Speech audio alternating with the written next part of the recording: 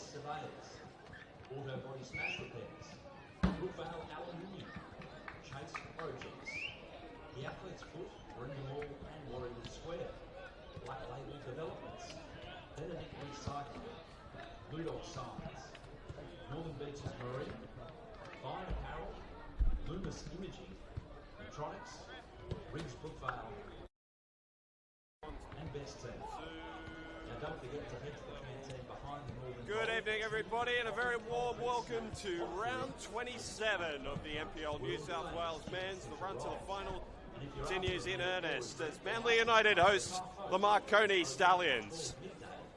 And the Stallions visit already again. And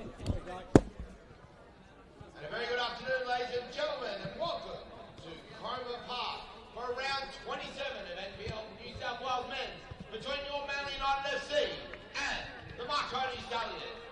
Start off with, ladies and gentlemen, the canteen is open at the northern end of the ground, serving drinks and refreshments at the far post will be open throughout the entirety of this afternoon and this evening's proceedings.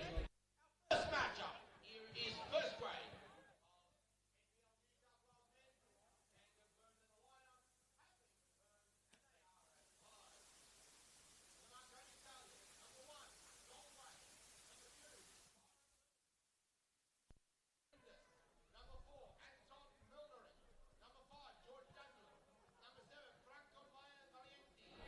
Number 8, James Bayless. Number 9, Damien Sachenis. Number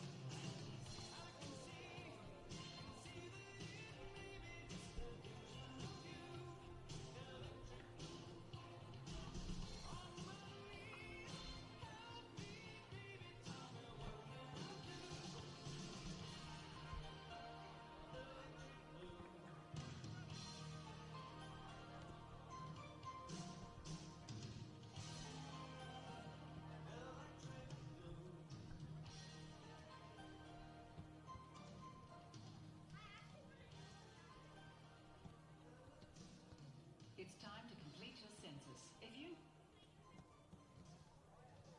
Get NPL freshwater.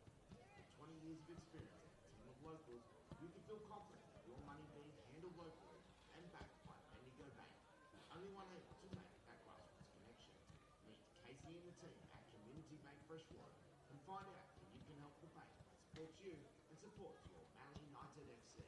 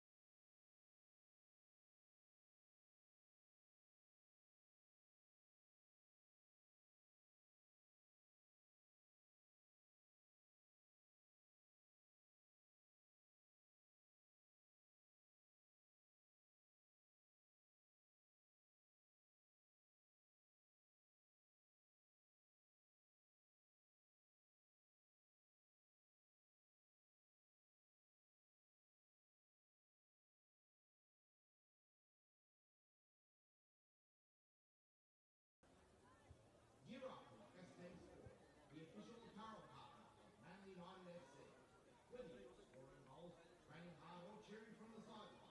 Look and feel your best in the latest range of performance team from Best Team Sport. Locally based and Australian owned, Best Team Sport offers ready-made stock and custom sportswear, accessories and club equipment for peak performance on and off the field. Best Team Sport is a one-stop professional football supplier. Elevate all games. Contact JK and the team at Best Team Sport, Unit 120 Narrabang Lane in Melbourne, or shop online at bestteamsport.com.au and get kitted out today. Now, ladies and gentlemen, it is a big day of football here for the NPL New South Wales competition. Not only do we have our game against Marconi kicking off very shortly, will be also SD Raiders versus the West Sydney Wanderers, North West Sydney Spirit, Blacktown, and Sutherland Sydney FC all kicking off within half an hour of each other. There is one game happening right now at the Village Green at the moment. An interesting result here so far with 20 minutes left. It is University of New South Wales 1, Sydney Olympic 2.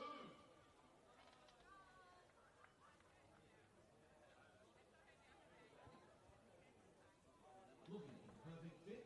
At the Athlete's Foot, we've got a fit covered. Best brands like Coca, Brooks and Asics, latest in comfort technology. Visit us in Centre today at Warringah Mall and step into ultimate comfort. The Athlete's Foot, fit for every run.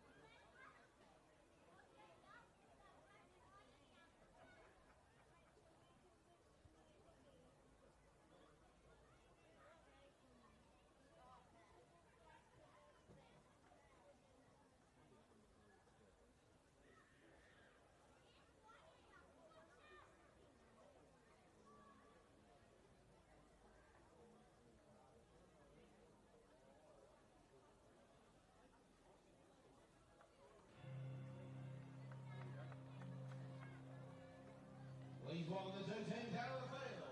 On round 27 of NPL New South Wales men's, Marconi Stallions and your Manly United FC. Good evening, everybody, and a very warm welcome to round 27 of the NPL New South Wales men's. The run-in to the final series continues in earnest as Manly United host the Marconi Stallions.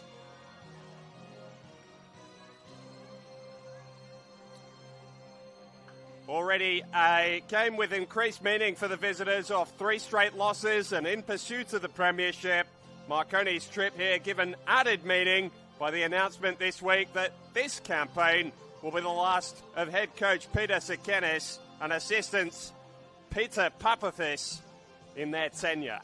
A rebuild that has culminated in the creation of a winning machine, champions 2 years ago and inaugural Australian Championship finalists, to add to the Waratah Cup they won back in 2019.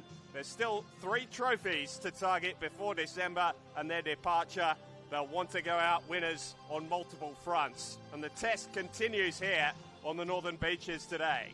Anything less than victory will all but hand the premiership to Apia Leichhardt. And so for the hosts, Manly United, a chance to play spoiler, but also to keep their own finals ambitions alive. They sit just a point outside the top 6 coming into this afternoon's fixtures.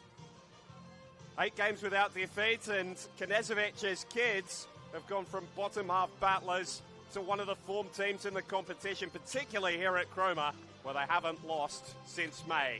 So plenty to sink our teeth into. Here's the team news. 2 changes for Manly United, both enforced with Jasper Chipman out through injury and Callum Neuenhoff suspended. So Douglas John and Max Martinello come in. The back four looks like this. Pires, O'Driscoll, Martinello and Ono in front of goalkeeper Mackenzie Siron. A midfield three of Hillier, John and Burgess. Kai Evans starts on the right. Ayumu Kimura dropping out to accommodate the return of Stefan de Robillard and Ben Coop leading the line. For Marconi, 3 changes for them as well. Blair, Busek and Quoll through suspension drops out. Cameron Windus restored to the heart of defence alongside Anton Molnaric. George Daniel and Tyrone Burney, the fullbacks, in front of Joel Wade, the goalkeeper.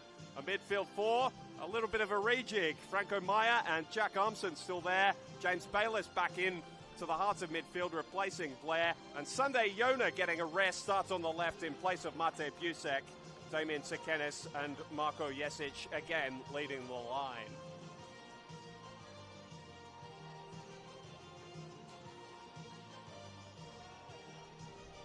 Another potentially defining day in the Premiership picture. They all seem that way in August. September's final series brings its own measure of excitement, but this is the stuff for the purists. Both Premiership challenges playing concurrently on a Saturday afternoon. Apia kicking off about an hour and a half from now. Marconi hoping to put the pressure on them. Marconi hoping it's not a defining day. A routine return to the winner's circle would be ideal. Manly doing their darndest to ensure that won't be the case. Welcome to you wherever you're joining us around New South Wales, Australia, or indeed the world via the Football New South Wales YouTube channel. My name's Alex Molchanoff. Delighted to be along with you for the entirety of the 90 minutes, and a day that just feels as though it's destined for some drama because of the announcements at Marconi during the week, because of the form that Manly United carry into this match today. Marconi, who've had a very good record here, haven't been defeated since back in 2019, haven't been beaten in the last 10 meetings between these two.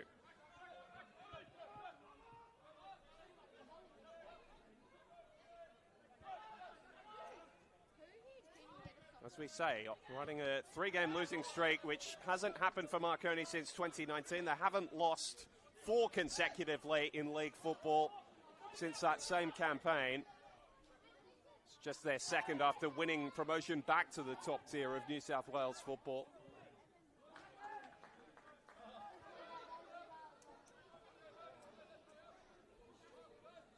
Peter Sekenis, who had already established his winning credentials as a coach by the time he got here due to the success with Sydney Olympic. He was a player coach with Bankstown City for a time as well. At the end of his playing career, became a coach at just 31. After a very successful playing career, the majority of it with Sydney Olympic in the National Soccer League. He has become a Marconi legend over the past decade, a club that was mired in despair and without really ever the threat of dissolution, but certainly a lot of questions about which way the football program was going when he took over from Luke Castley as the full-time head coach. Papathis joined him not too long later. Together, they formed a formidable pairing on the touchline and have dragged this famous old football club back to the heights that their status in Australian football history befits. Highlight probably that 2024 championship victory, a commanding victory over Rockdale out at Combank Stadium, but there's still a very long 3 months ahead of them. Australian Championship will be upon us before we know it. And there's still an outside chance of listing a first New South Wales Premiership. It's something, despite all the success that Marconi have had in National League football, and partly because of it, they've never been crowned Premiers of New South Wales. There's been a little lack of cutting edge over the last couple of weeks. Just a lone goal in their last 3 games off the boot of Franco Maya. Started with a defeat by Sydney United in that big Fairfield derby. Felt felt as though that changed the momentum of the Premiership race a little, to the point where Sydney United, I said there's two combatants. If United get a victory over the course of this weekend, then who knows, they could drag themselves back into it as well. The first foray forward as George Daniels crossed, just not able to find Jack Armson. He's retained his spot in the team. He's about the only one, along with Maya, who hasn't been rotated at some stage over the last month. It's very rare from Peter Sekenis. It's a coach who doesn't like to change too much unless completely necessary. The performances over the last 3 weeks have made that ultimately extremely necessary. Kikeru Ono, who's had a fine first campaign in Manly United Navy Blue this season. And Burgess just pulling back Bayless. Bayless perhaps having a word about a potential yellow card. He was one of those who dropped out of the first 11 last week. A 1-0 defeat to St George City, which has turned the tides more than even the defeat to SD Raiders, where they gave up a lead, something Marconi never do. Certainly not over the past 2 or 3 years.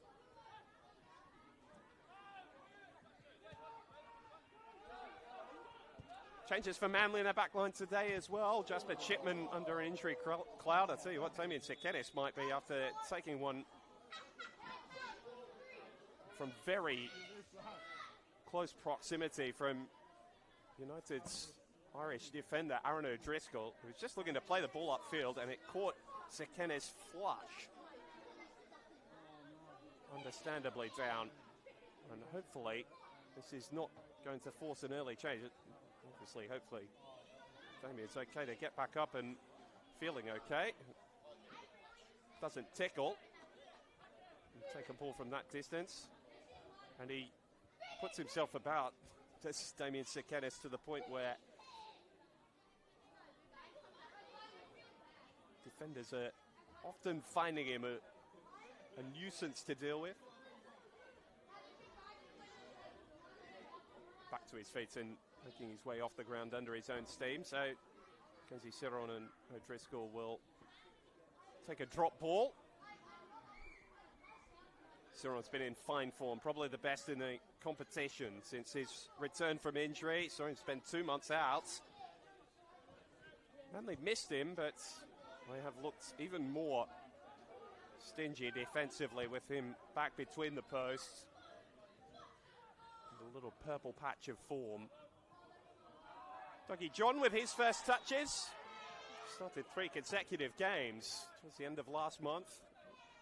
Back in today with Luke Neuenhoff out through suspension, picking up his 8th booking last weekend against Rockdale, meaning he'll miss 2 games. It's the rules in the New South Wales comp. You pick up 5 bookings over the course of the season. That's a 1-match suspension. There's a couple of Marconi players walking that tightrope today. Oh no, interchanging passes with Burgess, cut off by Windust. Comes to John, hasn't scored a senior goal yet, and he had his shot closed down by Sunday Yono. Showed plenty of energy off the bench last weekend, so given the rare chance to start today, Hilliard.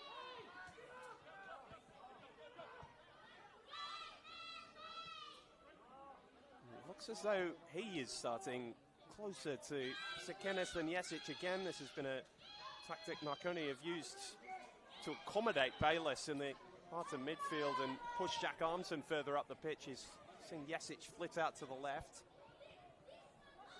Seems to be starting out there, certainly in their attacking setup more often than not.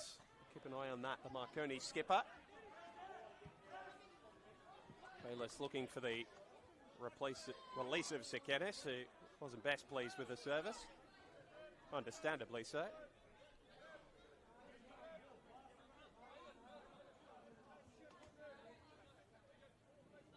Plenty happening around us. SD Raiders and Western Sydney Wanderers kicking off concurrently with this game down at Ernie Smith Reserve. A couple of 5:30 kickoffs to follow. We'll keep you up to date with all of that. Game in progress. Sydney Olympic looking as though a big result could be coming their way. About 7 minutes to go out in Randwick against UNSW. They lead by 2-1.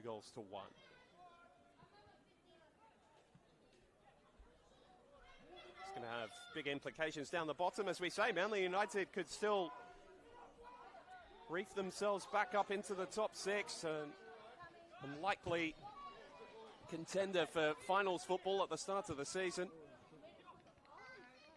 This one of the biggest tests of their run-in. Probably standing out as the biggest test of their run-in. Spirit, UNSW and Wollongong Wolves to close their campaign. 3 teams they'll go into as favourite. The ladder position sits at the moment. Yesic giving Hillier headaches. And going in on Martinello strongly, and the referee says no foul. Sekenis looking to get the ball to the top of the box, and Hillier did well to bail Max Martinello out of a bit of trouble there. Hasn't started since the defeat to Apia. That's Manly United's last in league football. Going back to mid-June, Max Martinello. Lenaric copping a high boot from Darcy Burgess.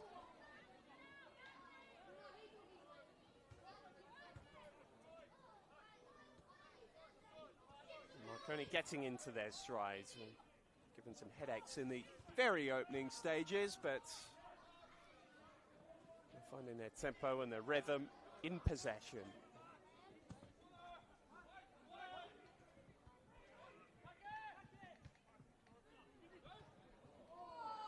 Burgess for Coop. Those two combined beautifully against Sydney Olympic here 2 weeks ago. Commanding 4-0 victory, probably Manly's best of the season. They're combining again here. They've got Robillard back today as well. Ono's delivery. Cut out by George Daniel. One back by Douglas John. And now Kai Evans for Manly United. Forced back by Yona. It's just Marconi's luck that they visit Cromer when it's probably at its most fearsome in terms of the 11 being put out there by Vlado Knežević, markedly fitter. Going to move to Saturday afternoons to try and get some added training load in them, as well as provide some more playing opportunities for their under-20s players. Kai Evans has probably been the best example of that.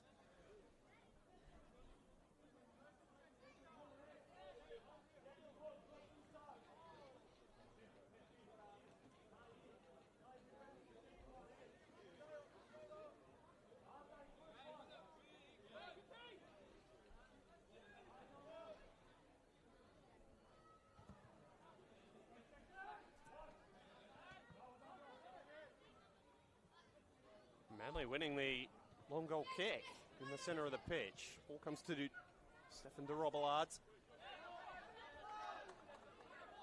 And Bernie's challenge has won his team the throw.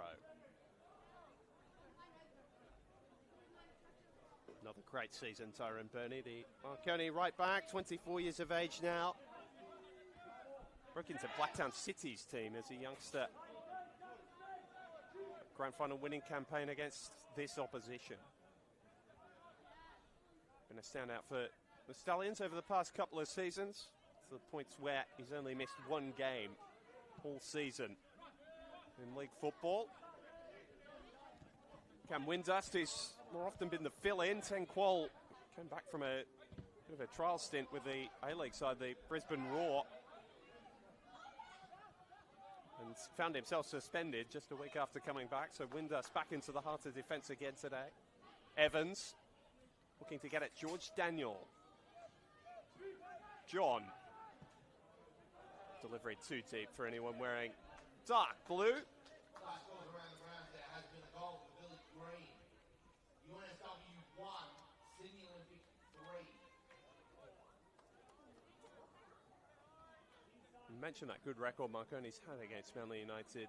It's not only been a good record, they've been commanding victories over the past couple of seasons. Their last visit here, a 3-0 victory in the early stages of the 2025 season when they started that campaign so strongly, Marconi. Franco Maya scored one of the finest goals you will ever see to cap off what had already been a terrific performance that day. He's keen to get stuck in again here. Winning the ball back and feeding Armson. Marconi can go about building from the back.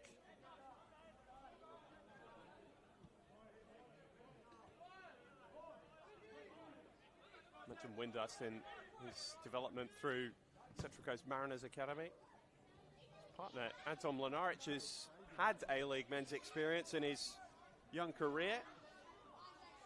14 games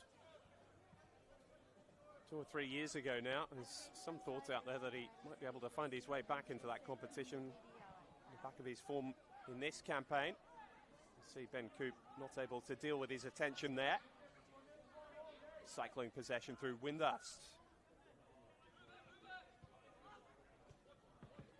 Bernie, lovely little swivel of the hips. Ono did have a good hand of his jersey, but the referee saw nothing doing, and just a throw. Marconi will have to settle for. Neither coach is happy with that. Knezovic thought he should have had the throw. Sekenes thought a foul should have been blown before that. And this time the decision does go the Stallions' way, and they have the set piece they were looking for earlier. It might have been a blessing in disguise it didn't come 15, 20 seconds earlier. This is a dead ball now in a more promising position.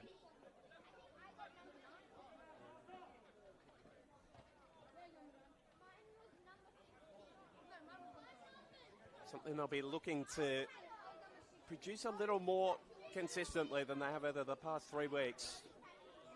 Area where they've not always been focused, Marconi, but certainly have offered a threat over the course of this season. Manly United, as we mentioned, outside the top 3, the best defence in the competition this season. Going to take something clever to beat them. Why not overly deep? Maya swing the ball towards Ciron, who saw it all the way. Goalkeeping practice for him.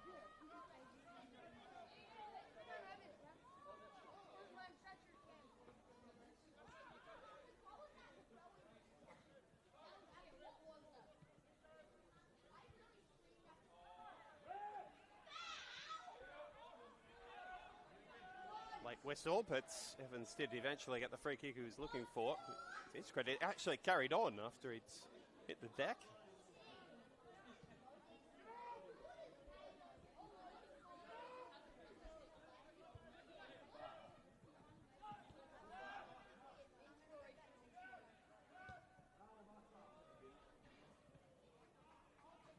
Perez with a smart header, but United are not able to keep things. Marconi have lifted in intensity from the past couple of performances in the early stages. Now the trick is to sustain that. Easier said than done on this big Cromer Park surface. Much prefer to be playing with the ball than without it. Chasing does add up over the course of 90 minutes. Armson with a clever flick forward. Yesic can't win the second ball. Ono under pressure, just forced to heave the ball clear.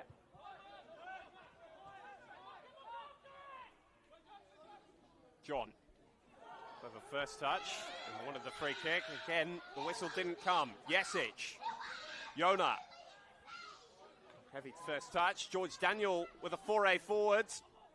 Maya, Sekenes. Dancing one way then the other, just couldn't sort his feet out and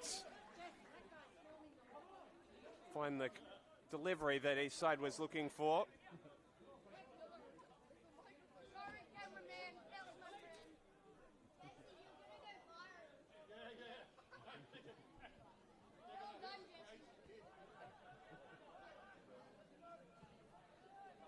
And they're going to be careful playing in those sorts of areas because Marconi's press is renowned. And it was almost effective there, only figuring their way out of a tight spot.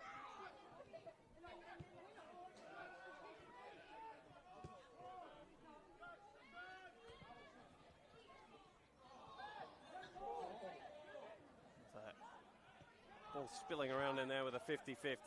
Hilliard.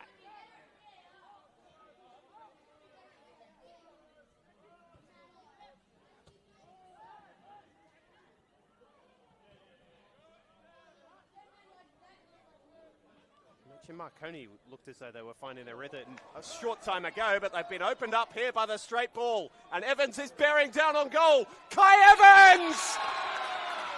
His first senior goal, taken brilliantly against the Premiership chasers.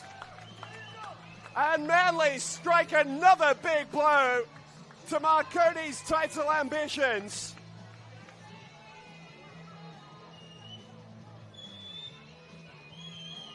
The direct ball not dealt with.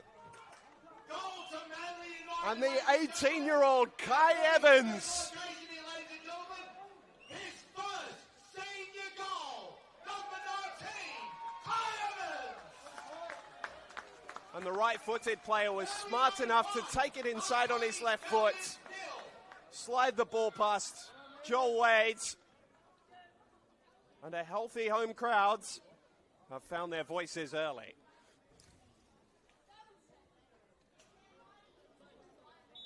And Marconi, who have copped another goal in the early stages of a game, just as they did last week against St George City, have got to find a response this time.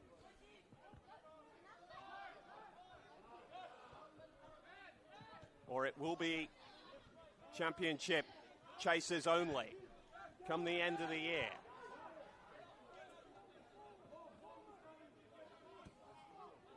And there's two of them to chase, of course, in the form of the National Second Division, the Australian Championship, as well as another grand final. But they were favourites to finish top for so long this season, and the last month has put paid to thoughts of that. Still not written off completely, but they have got to find a comeback, which the last two times they've copped the first goal, they have not been able to. And Manly's defence is more highly thought of than St George City's or the SD Raiders. Sydney United, a separate story, of course, but it is becoming an all too familiar proposition.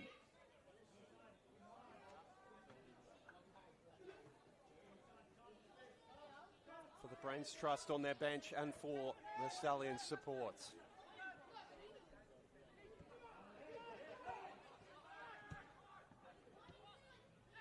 An unlikely goal scorer for Manly United as well. He's been fantastic. I mentioned the journey that Kai Evans has taken so far this season. Was dropped early in the year because his form wasn't strong enough to be playing first-grade football. He has been almost an ever-present since his recall. And they're striding forward again here, Manly. He might be able to double his money, Evans. Or can he find a teammate? Coop! It's two! Disaster for Marconi. Manly are in dreamland. Less than a quarter of the game played, and they have cut Marconi apart twice in 3 minutes.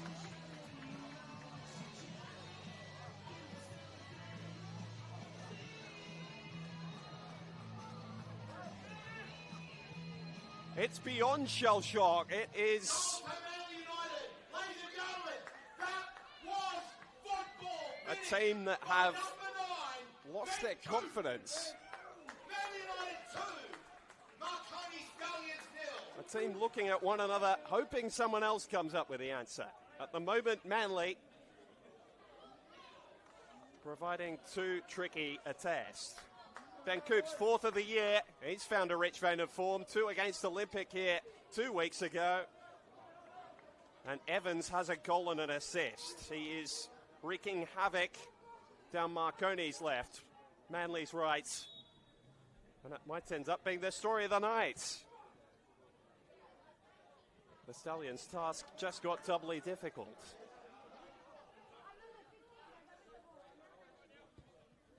The one thing they can look at is the fact that they've got time on their side, and they have on a beaches trip earlier this season, led by 2-0 at a similar stage against Sutherland. They ran away 4-2 winners that day, but that was a team that were riding the right way in terms of momentum.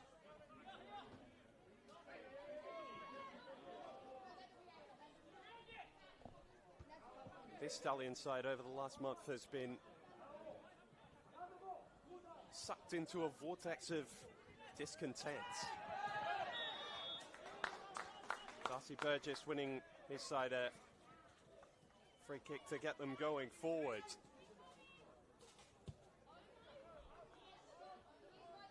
Now do Vlado Knezevic's young side have the composure to put the foot on the throat of the opponent and not relent the pressure?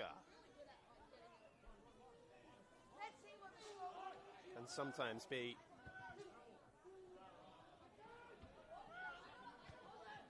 a measure of deception about the way young sides have taken their big advantage against a fancied opposition. Cannot let up the intensity because Marconi professional enough to punish an opposition that aren't right at the top of their game in terms of all the things football teams have to do: running and competing, concentrating, keeping your discipline. And Vlado Knezevic has not sat down after that second goal. He has continued to bark instructions from the edge of his technical area.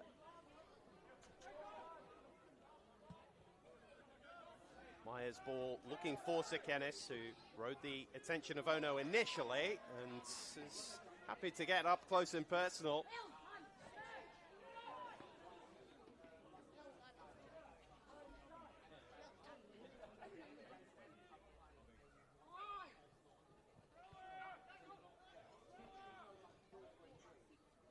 Bernie. A wild cross. That's never threatened to find the mark. And from a Manly perspective, this is dreamland not only because of the opponent, they are currently leading so comfortably, but because of the position it puts them in the table. It would shoot them up to 5th if everything holds. Rockdale to take on St George City later tonight down at Penshurst Park, but put a bit of pressure on them as well.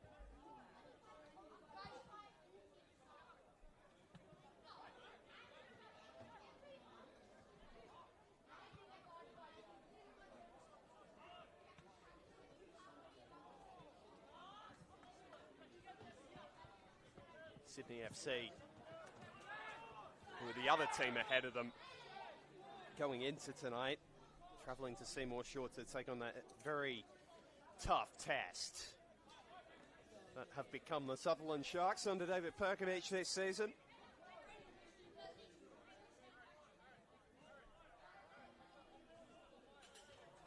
Marconi's response has been solid, but you wouldn't expect anything less. Do they have the cutting edge to get themselves back in this game before half-time?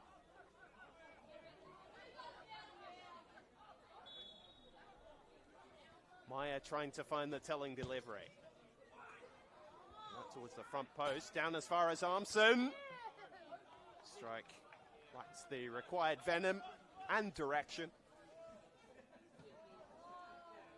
But already that's a couple of half chances Marconi have been able to generate since going down by the second goal.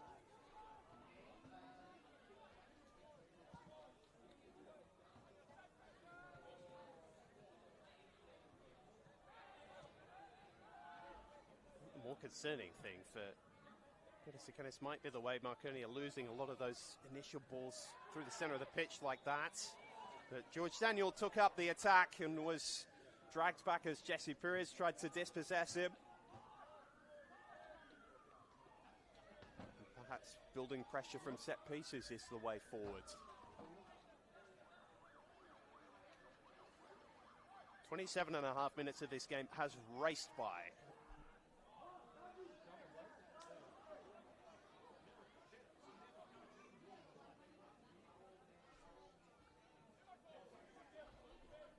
About the delivery needing to be on the money. It hasn't quite been from these situations yet. Can Bayliss provide the winning ticket? This is towards the collection of centre halves. Lenarich, in fact, it was Sekenis in front of Windust who got the initial header. And the ball ricochets behind of a second Marconi head and out of play. The leaders of that Manly team now becoming more vocal. Coop and Burgess and O'Driscoll all barking at the players around them to keep their focus, their concentration.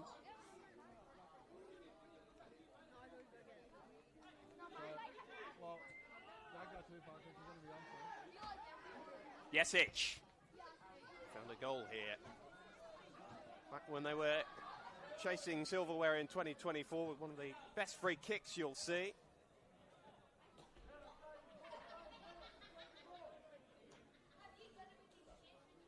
Interesting to see just how many more trips up here Marco Jesic has in the locker. And such a loyal servant to this club, was brought after the relegation in 2015. Talk about the success that Sekenes has had here. Marco Jesic has been even beyond that, winning a grand final and promotion from the second division back in 2017 with Sean Rooney and Mirjan Pavlovic. Qualified for the national rounds of the Australia Cup in 2016 when they were still down in the second division in the New South Wales competition. Another slip from Mlinaric. He's not been able to keep his feet all night, and he's been evaded here by Evans again. Coop flitting to the right, and to Robillard! Just a little too high for him. He was straining all the way. But Manly have looked particularly lethal when they've moved that ball forwards in such a direct fashion as they've continued to, sweeping upfield with players aplenty. Coop, who's had such problems with his fitness over the past 2 or 3 seasons, countless soft tissue injuries, has finally been able to get a run of games together. His mobility is stronger than most realise in terms of holding up possession as well. Threat on several levels. That's why he was identified as such a talent in his junior years. And the free kick's gone Marconi's way. Hillier just lying on top of the ball, and referees tend not to look too happily on that sort of thing. Rebecca Mackey, who trusted with the whistle today. Bailey women's referee of several seasons now.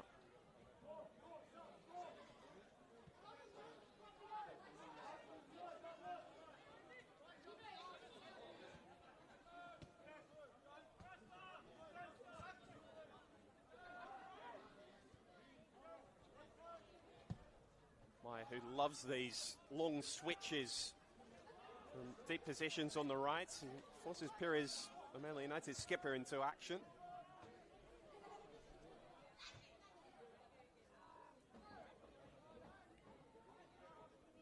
West in a better territorial position from which they can try and strike Marconi. Bayliss trying to measure a ball to the right.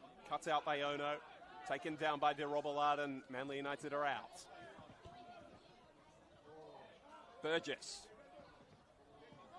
just stumbled as he tried to play that ball forward.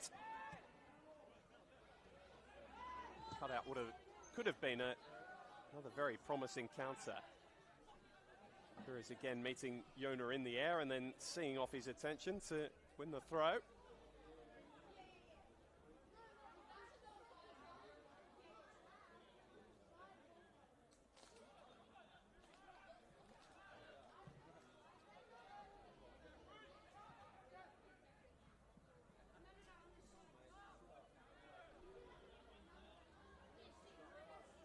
Marconi are hoping this campaign doesn't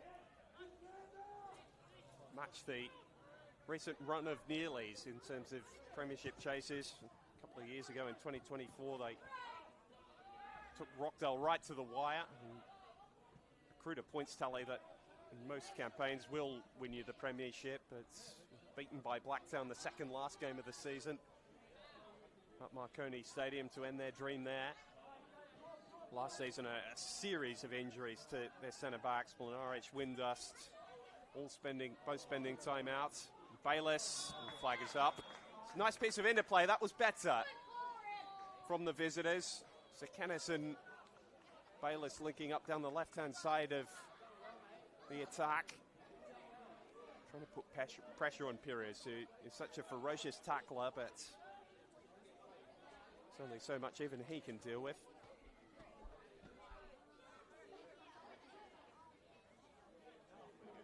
No Bartek Busek in the squad today for Marconi, who would be the regular thought after he started last weekend. A losing effort against St George City.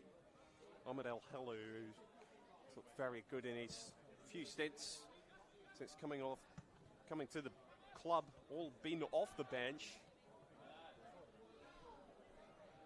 Could be a thought sooner rather than later as well, but any of those changes, the earliest they'll happen is at the half-time break. Burgess flying into the challenge on George Daniel.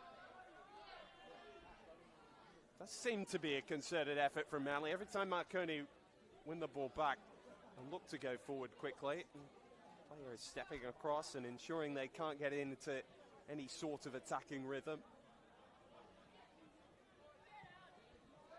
That's a ball that was almost cut off from Lenaric, touched on beautifully by Armson.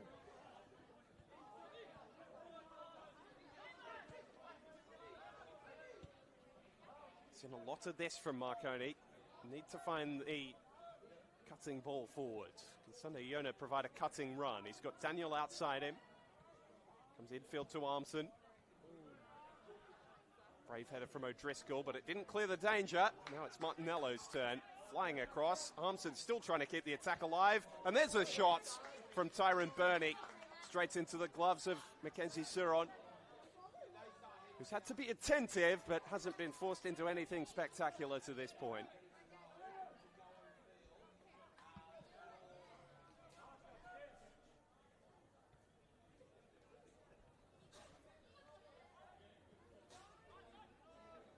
Armson's header only found Burgess. And Manly United looking pretty comfortable with this 2-goal advantage. 10 minutes before half-time. They don't want to get caught in these sorts of situations where Marconi want to throw bodies forwards. They've invited that here. Suron's clearance drew his own eye up. A lot of frustration at himself for that effort. And they deal with the ball after that well enough. Ladies and gentlemen, please, we do have a public service announcement to make. Yesic wanted the free kick. Bayless plays on. Sekenes. Damien Sekenes. Into O'Driscoll. Kept alive by Daniel. Yona. And Yona couldn't find his way past the byline. Yesic just stayed down. He was caught just outside the box by Saxon Hillier.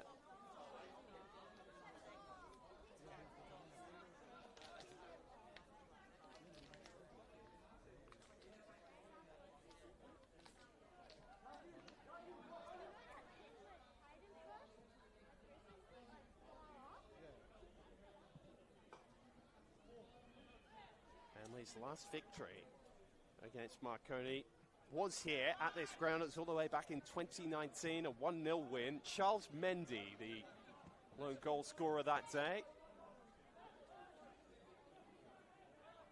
None of the players in the starting 11 that day for Manly United in the team any longer. Perhaps that's no surprise, with Burgess by far their most senior starter tonight at just 27. He and O'Driscoll both coming in at 27. Give him a partner there.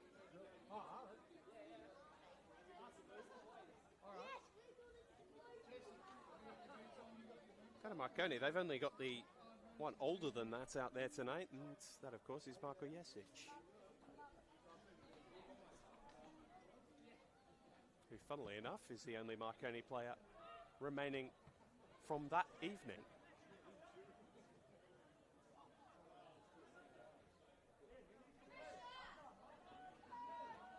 Held to a 1-1 draw here back in 2023, but apart from that, it's been almost solely victory for Marconi against this opposition. They want to keep that run of form alive, but they're right amongst it here this evening. Meyer with a testing ball, dealt with by the Manly United defence, and so they're forced to retreat back over halfway, and Peter Sekenis Turns angrily back towards his dugout. The longer they're not able to find a way back, the more the frustration will continue to build.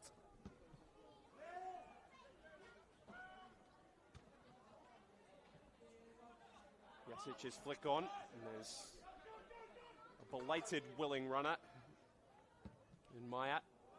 Again, Siron's distribution out to this near side has not quite been on the money. I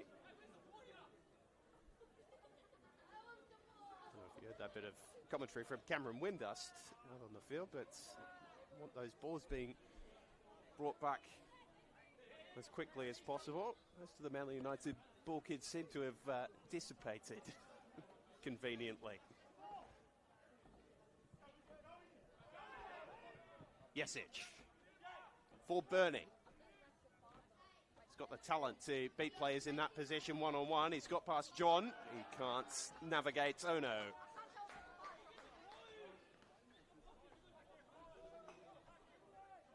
Now a shout from Anton Mlinaric towards the forward players. I mentioned that frustration growing. Just seeing little glimpses of that as we tick towards half-time.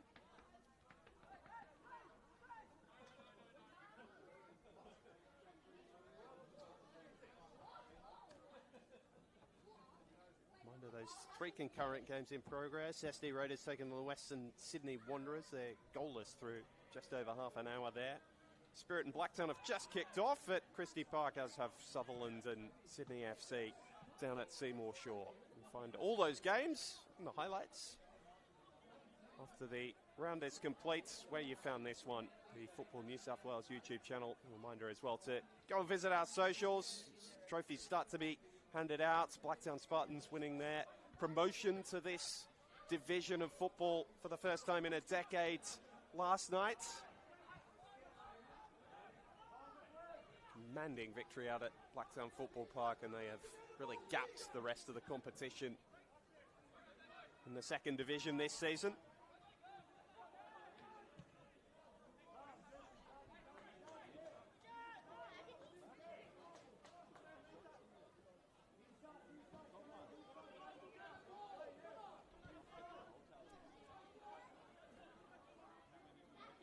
Mlinaric. Windust. Bernie.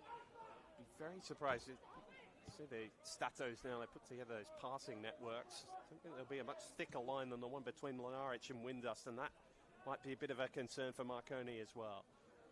Daniel. Armson. Again forced to retreat. Manly settling into a low block, which is going to be very difficult to break. Particularly while they're still offering some sort of threat going forward, which they have for the majority of this first half.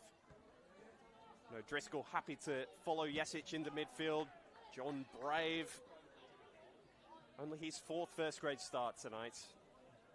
Hard to believe, the 18-year-old. Lucas Neal medal winner for the best young player at the football club last season.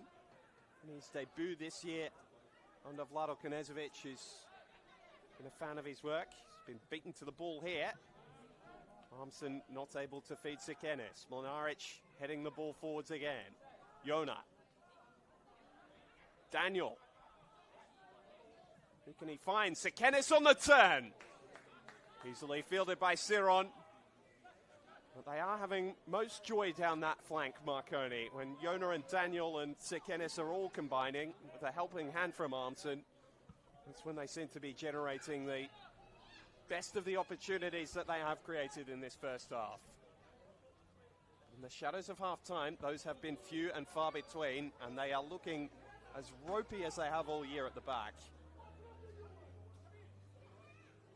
Certainty and assuredness. They've been the best defence in the competition for the past 3 seasons. The goals they've conceded tonight, their 19th and 20th they've copped.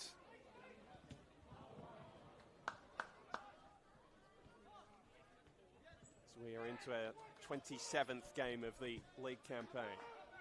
It's a startlingly good record And so the shock has been all the more pronounced at the way Manly have been able to side them open a couple of times this evening. Armson asking Jesic to run into the channel again, pursued by Martinello. And the touchline has beaten Jesic. And his touch.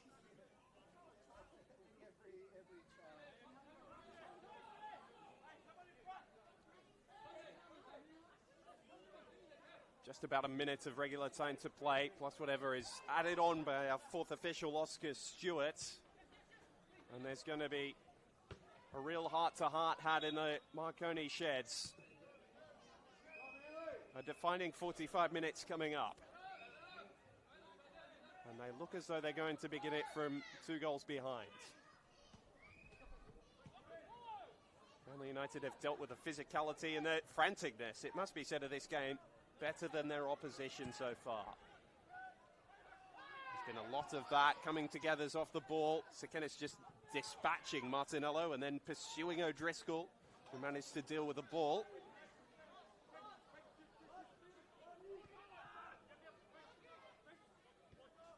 Bernie.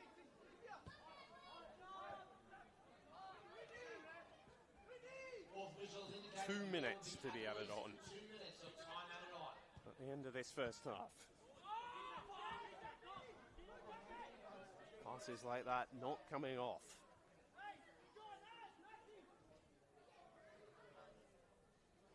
That's simple. That's when you expect Bernie to hit. One of the most consistent fullbacks in the competition.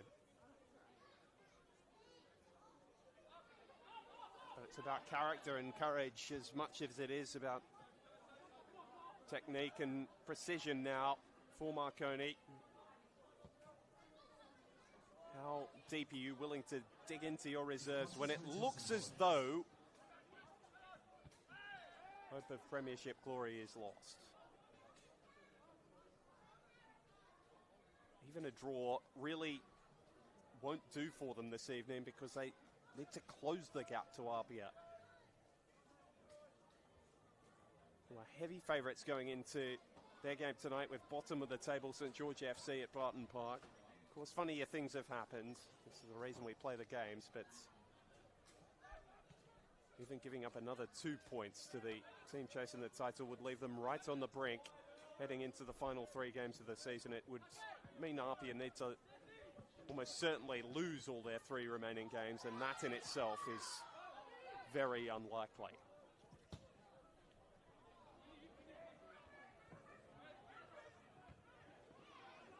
Bayless with a clever win.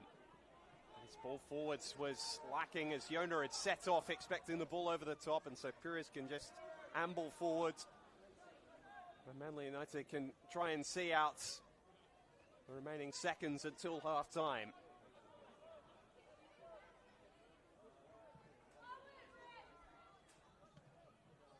Here are a couple of supporters asking for the half-time whistle, which Mackie obliges with. And Manly United have taken a firm stranglehold on the game, thanks to 18-year-old Kai Evans, who opened the scoring and then laid the ball on for Ben Coop to score the second. Stallions staring down the barrel at half-time. A big 45 minutes coming up for them in their pursuit of the Premiership. But at half-time here at Cromer, it is Manly United 2, Marconi Stallions 0.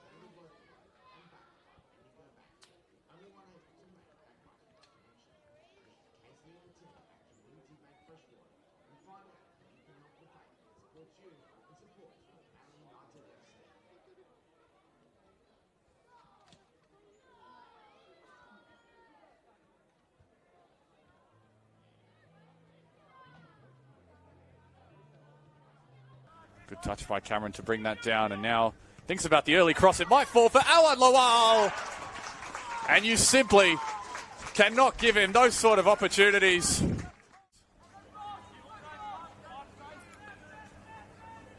Here is Thomas Quilligan. Connor Quilligan with a strike! And how great a strike it is! Franson Looking for Lawal, does find him. And now Rocco McNamara is there, flashing it across goal. And Hasarati taps it in. A well-worked goal by the Wanderers as they make... Side to strike. Diego Bonilla squares it back. Choi with a bending shot. And the goal arrives for the Sutherland Sharks. Bonilla on the right side. Diego Bonilla cuts onto his left. Veers out to open some room. And the ball falls in the box. Here's McGowan! Ty McGowan makes it 2. Into the last 10 minutes of play. Scott turns, holds off an opponent, and he's legged as the ball finds Kanazumi. Excellent finish. With the left foot. It's Casella with the shot. And Casella with the goal! They lead at home for the first time. Well, not a second time McStay, but now Fernandez. Head tennis in there.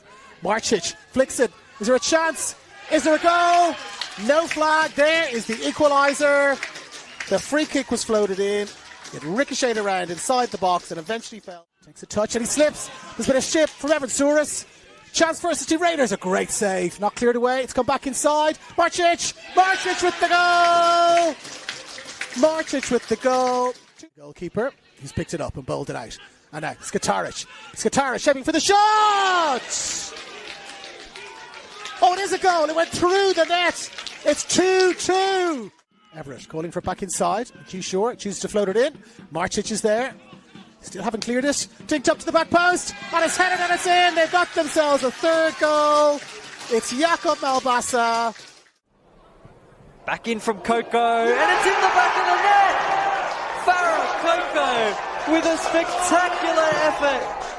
Haven't had much chances so far in the second half. Tiller, good ball in. Falls to Nakano. That is one of the best goals you will see this season. Major continues his run and Tanaka has a go. Kodai Tanaka with a real collector's item. He's going to find Fowler here. Tilt is going to ground but hasn't taken it away from Fowler. And it's Fowler bearing down on Rogers. And Sydney immediately responds right before the break against Cooper Rogers. Glasson, confident penalty. Down the middle he went. And Sydney FC take the lead for the first time this afternoon, and it's an important lead at that. An important moment this in the context of the season, in the context of the finals race. Major from the spot, tucks it away with ease, sends Zavadinos the wrong way, and lets him know about it on his way past. Yej making it difficult, and Blacktown have won a quick throw. Major up to Qual, and Qual is searching for Malia, and Malia! Blacktown go bang bang, and it's on the feet of their two veterans, Travis Major and now Mitch Malia. Turn and continuous reliance on his more experienced players, and Yej is going to have a go! Oh! Incredible from Maxim Yej from past halfway. Channel ball. Oh no, oof. He's turned it over very cheaply indeed. That's not who you want to give the ball away to. It's Moody Najjar who will strike and finish into that bottom corner with a plum. It's ahead at the interval. Swept in, near post delivery. K-Flaps! They have restored parity! Bernie. The pressure pays for St George. Solomon John Monahan Viker. Bid leg. Oh, what a finish that is! The Frenchman is catching fire in NPL New South Wales. And St George. Not a regular goal scorer by any stretch of the imagination. Casper's keeping the attack alive. Conestabo! Stunner! Sequences like that are going to help out Apia, and Ortiz is bearing down on goal. He's found Conestabo for 2. A brace of brilliance for Apia's number 8. Able to play the ball forward. Monarchis forcing the pass, but Kukuchka's stolen in behind Sean Simmons and has a goal back. There's the one they were looking for. It's come from there. There they are. Dilly applying the press. Oh, Connor!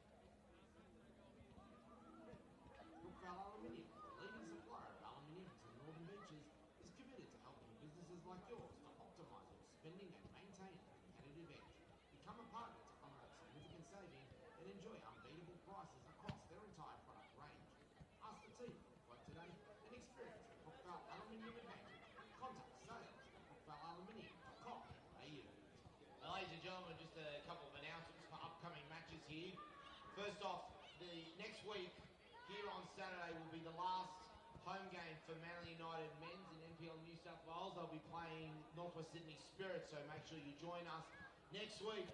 Manly, still a chance of finals at the moment, so let's help get the boys through to a finals appearance in that regard.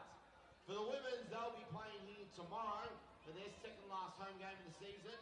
Kick off at 5 o'clock in first grade when your Manly United FC women's will be playing the Illawarra Stingrays, and then their last home game will be the following Sunday, same time at 5 o'clock. First grade will be playing against Bulls FC Academy. So ladies and gentlemen, a big 2 weeks of football, the last 2 weekends of home match fixtures for your Manly United FC for the men's and the women's.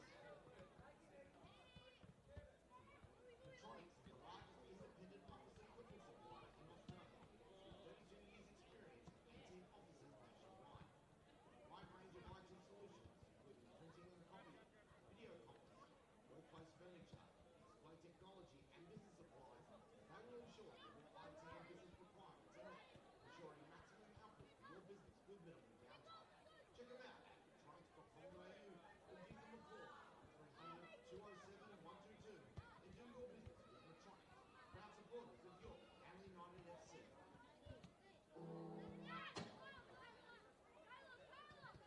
Before we get to that last song, a couple of quick announcements, ladies and gentlemen. We'll do some flash scores around the grounds as well.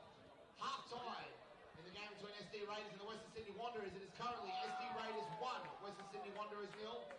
30 minutes in at Christie Park, Northwest Sydney Spirit 2, Blacktown City 0. And out at Seymour Shore Reserve, it is Sutherland 0, Sydney FC 0.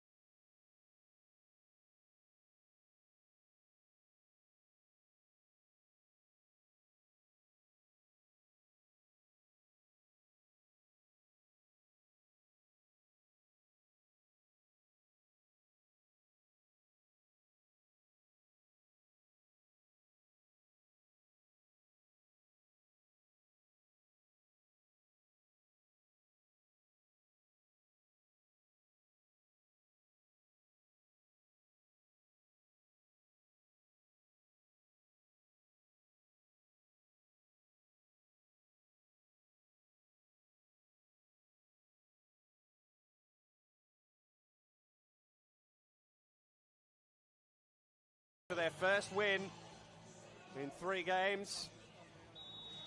They don't want to lose 4 in a row for the first time since 2019. That's the mire they're facing. That's the challenge they have brought to them in the second half against one of the best defences in the competition. Welcome back wherever you're joining us around New South Wales, Australia, or indeed the world. Football New South Wales YouTube channel. Very happy to have your company on this Saturday evening on the Northern Beaches. Amongst a glut of football across this fantastic competition. It is a Super Saturday in the truest sense, all but one of the 8 fixtures across the weekend being played today. Sir Kenneth takes a positive touch, already a promising start for Marconi, who need a response.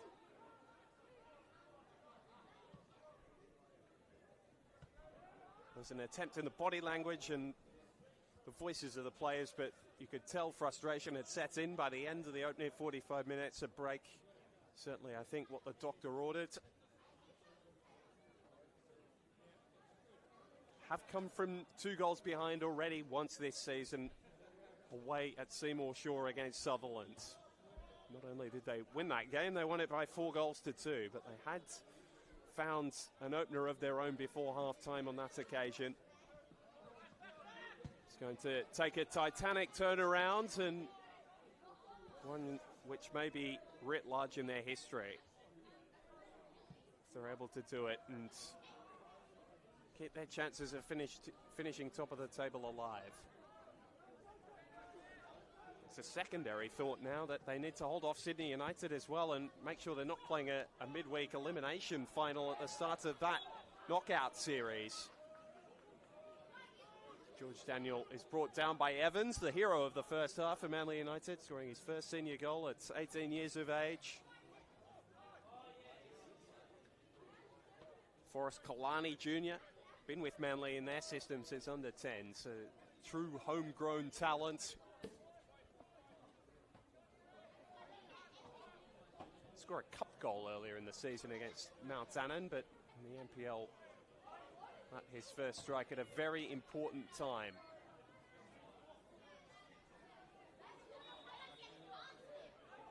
Meyer, who delivered frequently but not accurately enough in the first half, as his first delivery of the second half knocked away fairly simply by Manly's well-set defence. So they're forced to reset from the back, and in fact Wade's going to be under some pressure here from Evans Press. No changes made by Peter Sekenis at half-time. At least a little longer for this 11 to try and figure out the equation themselves before another variable is brought into play. Yona brought in for a rare start today, but he's managed to win his team an attacking throw. It's been on the periphery to this point. Ball centrally is cut out by Hilliard. Knocked on by John, cut out by Windust. Even Marco Jesic's touch just betraying him for a second there. Second bite found Yona firmly. And he's chopped down by Pires, but got enough of the ball to prevent the referee's whistle from going. Marconi's press wins them the ball back in a dangerous position. Jesic. Again forced to go backwards before he can go forwards.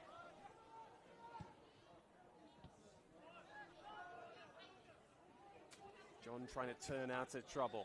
Pires knocking the ball over the top, and Coop giving Marconi a challenge facing their own goal, although a fair distance from it.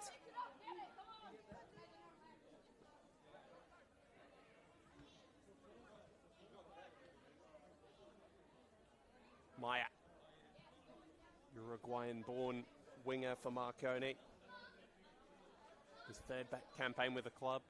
He broke into this competition a lightning rod in St George City's newly promoted team back in 2023. Armson not able to win the throw.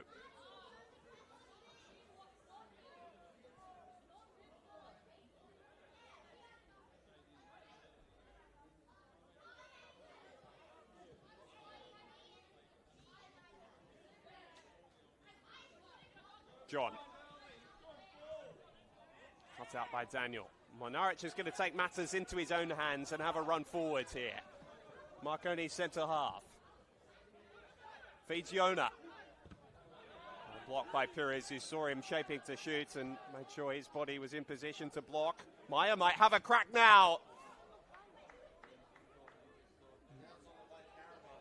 Perhaps a concerted effort from Marconi in this second half to try and put Mackenzie Ciron under a little more pressure than they did in the first half, but that strike not going any of the way to doing that.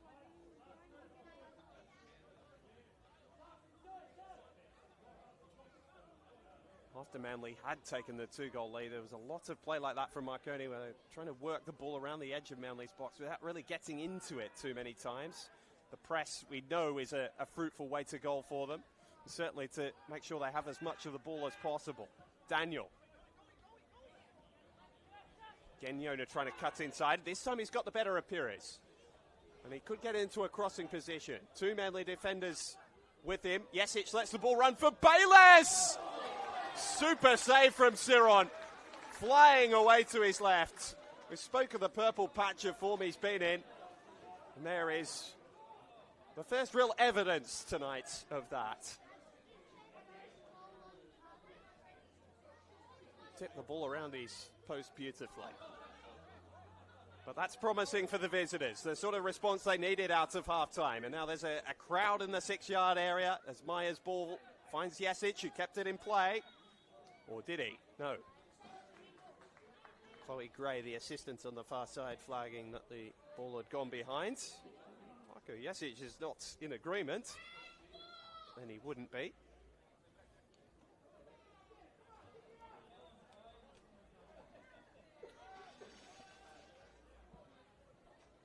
Max Martinello, I'll tell you what, it's been much vaunted Marconi's depth in terms of their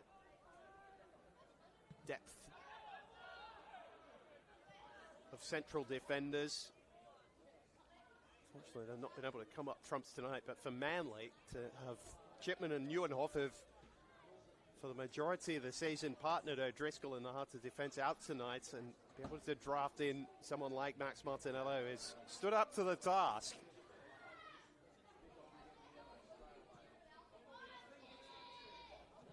And he's in there challenging Jesic and winning the throw. In fact, the throw's gone in Marconi's favour. Jesic looking to get it back in play quickly, which is what Marconi will need to do as they chase this game. He feeds to Kennis, who's brought down by Martinello right on the edge of the area. I think just outside the area by the looks of the officials. Assistant Gray held her ground, and Speckmackie was in a good position and said, yeah, not quite inside the box. That's the swing of luck, that when things are going your way, the challenge is made a step further towards goal, and you're having a strike from 11 metres instead of one on a tricky angle right at the edge of the area. Maya's got the quality of strike in that left boot, but it is going to take something pretty special to beat Ciron from there, given the form he's in.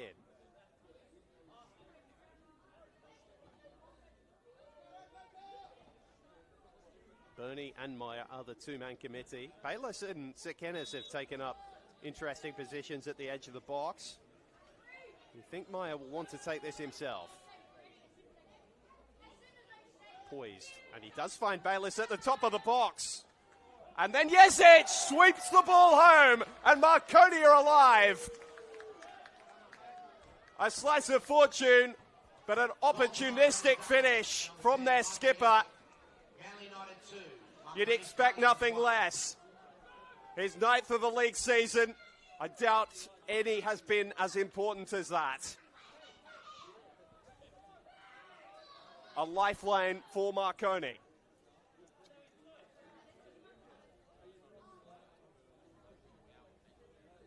Who need a win here, who copped the 2 blows in the first half. But they're smarts from the set piece. And then the nous of the skipper have combined to give them a route back into the game. Oh, and Martinello, who gave away the free kick, has now come up with a loose pass, and Jonas onto it. Jesic leaves it for Maya. Couldn't curl his effort on target, but just as momentum swung very quickly Manly's way in the first half, Marconi have snatched it back in the second.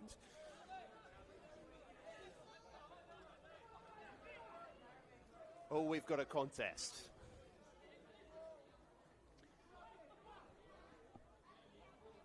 A very, very engaging 35 minutes or so of football coming your way, because Marconi in this mood are a very different challenge to the one that arrived at Cromer this evening. Sekenis. Well, cut out by Hillier, who read the passing lane nicely. And now Mlinaric has a chance to stride forward. He's trying to pick out Jesic. Martinello half away, and Dorobolov felled as he looked to escape Marconi's press. And just a pressure reliever for Manly, given what the last 5 minutes have looked like. Suffocated in their own half by a Marconi side that look to have got their feet back under themselves. A foothold in the game. And now it's Manly making simple mistakes like that. Vlado Knežević turns away with his head in his hands.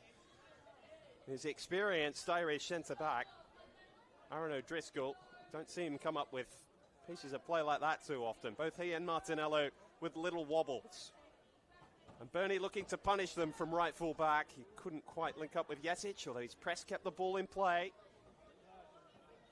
Dorobolov with the advance pass to Coop. He's been a bystander really since his goal. Mlinaric seemed to just wipe him out, but won the ball fairly, said the referee. And then Sekenis' ball just out of the reach of Armson.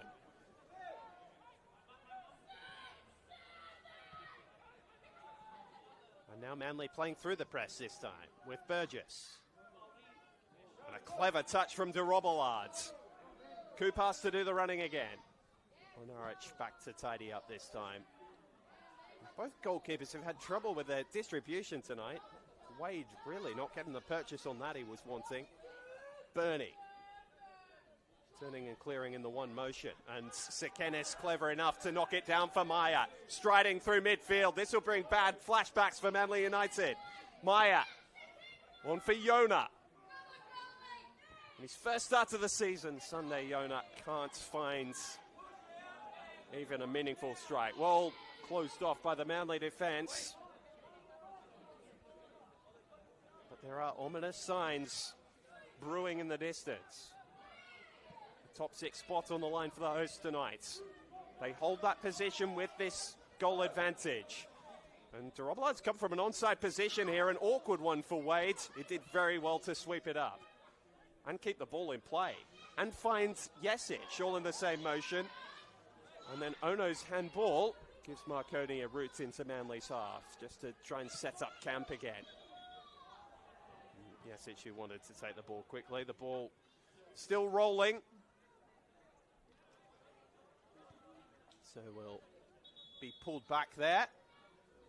Beknaki's kept her patience. There's been a lot of conversation, and Marko Jesic is always forthright in his views with referees. But I think referee Mackie is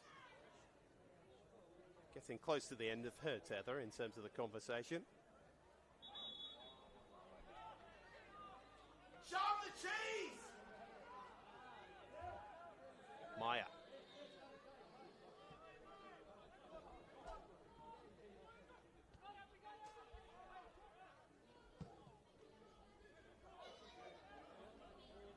The crowd's just become a little more engaged in the game from both sides. Small but hearty contingent, and yes, it just dispatches Martinello and then helps him back up.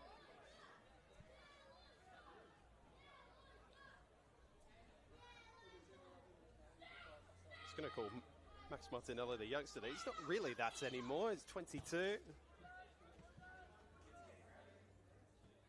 Had a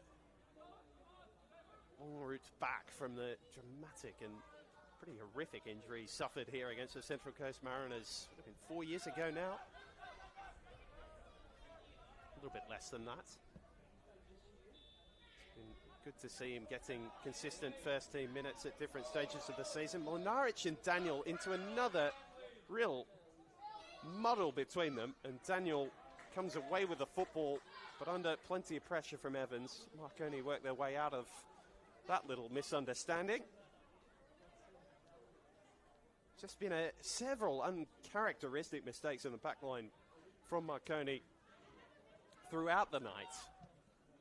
First goal came from a long ball like that Mlinaric and Daniel didn't deal with, and Mlinaric in another sticky spot. This time he found the feet of Bayless. Sekenis again well positioned to knock the ball down for Armson. Yona. It's where they need him to be dangerous. Sunday Yona.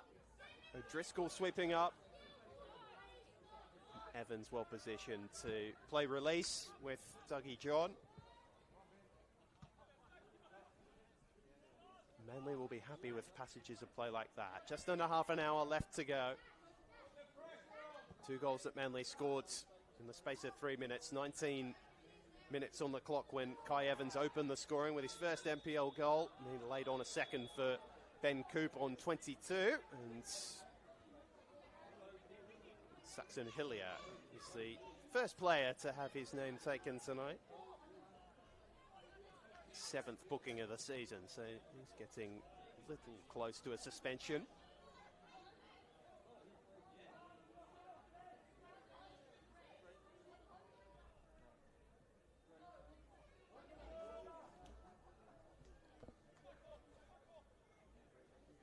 Might have thought about the short ball, but they've been happy to lob these balls into the box tonight, Marconi.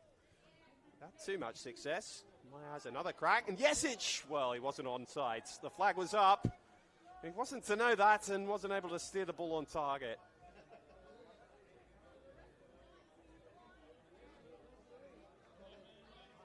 Better ball from Franco Maya, though. Managed to bend over the top of the Manly United defence. Now Manly are going to be allowed to take every moment available to get the ball back into play. They're going to be careful they don't get too negative too early, Manly. Got enough pace to cause the Marconi defence problems, but if you stop offering that threat up front, it does become a lot easier to attack you. I mentioned Marconi's defence looked a little ropey in the first half. Manly's is just starting to show some signs of cracking as well. Yona. He tried the clever touch, but couldn't sort his feet out.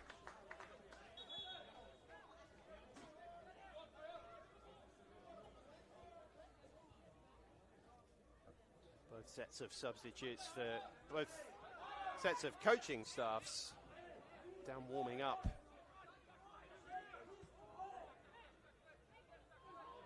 On the southern side of Cromer Park.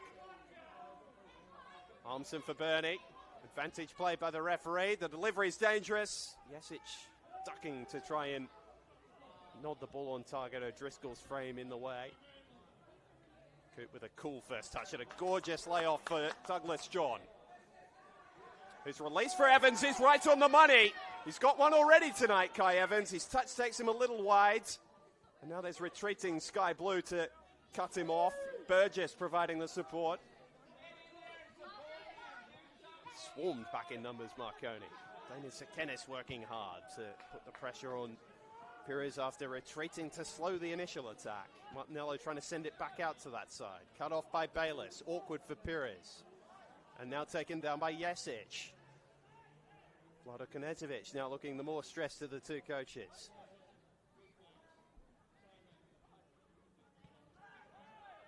Bayless forced backwards.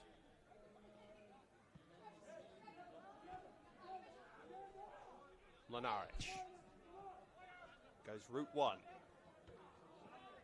Driscoll with a free clearing header, and Mlinaric just bundling Coop over. A pressure relieving free kick for Manly. A physical battle between those two.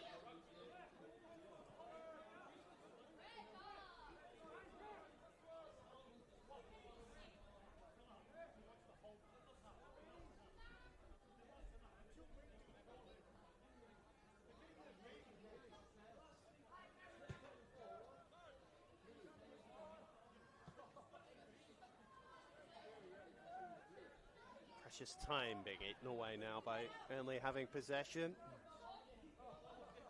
this situation, Marconi don't want to hold for too long.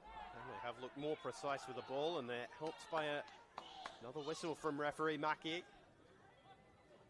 Windust a little overzealous as he looked to challenge Burgess, who's been bright again this evening. Just involved in the right moments and getting into a bit of back and forth with Jack Armson.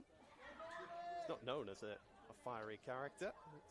It's to a deep in conversation. They've crossed paths many times before, part of holding a West rivalry one stage of their careers. Burgess with Sydney Olympic and Armson with RPA Leichhardt.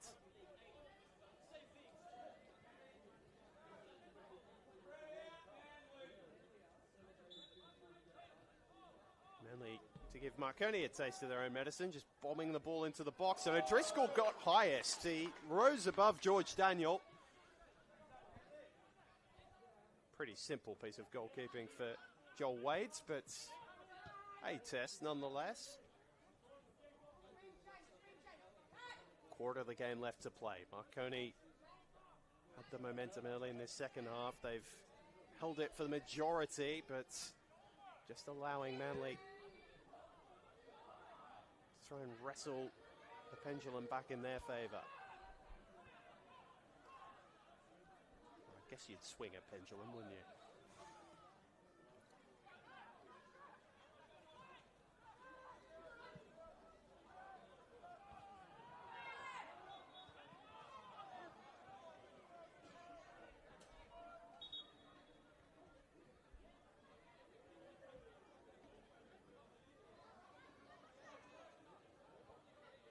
It's an interesting one for Sir Kenneth because he's rightly frustrated because a lot of that contact had been let go for the majority of the game, and this time just getting a little too close to O'Driscoll.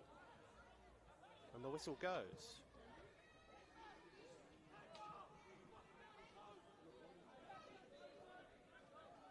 Darcy Burgess not too happy with that ball just being fired forward. So both teams a little short of their top level in the last few minutes. Who can come out of that little drop in intensity quickest? Marconi searching for an equaliser. They really need 2 goals. A draw doesn't do them much good.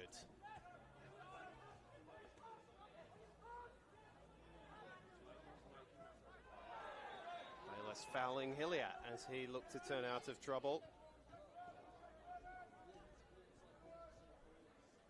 Latvia have just kicked off out at St George FC. Oh, and Marconi saying that the ball had been played. So there's a decision here for Rebecca Mackie about whether Manly had played their free kick. And I think the answer is going to be yes, and it's going to be an indirect free kick for Marconi out of all of that. A bizarre moment. Martinelli just completely lost his footing. Aston Horn being readied by Manly United, and they are going to be allowed to make this substitution before the free kick's taken. Marconi are pleading for something more in terms of a yellow or red card, because they feel that if Martinello had just let the ball go past, then Sir Kenneth would have been through on goal. I think that's a bit of a long bow to draw in that situation. Ben Cooper got the second, takes his bow after a very strong 70 minutes. Asked to be a leader of this side by Vlado Knežević, and over the last month he has lived up to that. Hormuz fresh off his first NPL goal 2 weeks ago against Olympic, getting 20 minutes to impress here. Another of these Manly United youngsters with talent and speed in buckets. So this bizarre situation that has led to a Marconi set piece, and it's one off the training ground that Armson gave an air swing to. Bernie gives it a second bite, and John is there to clear the danger a second time. Lenaric strong in the challenge. De Robillard trying to scurry away with the ball, but not able to escape the vice-like grip of the Marconi press.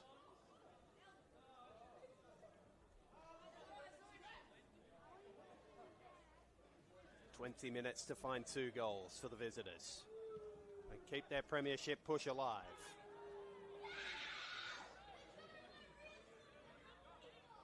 This time it's wind dust blowing up.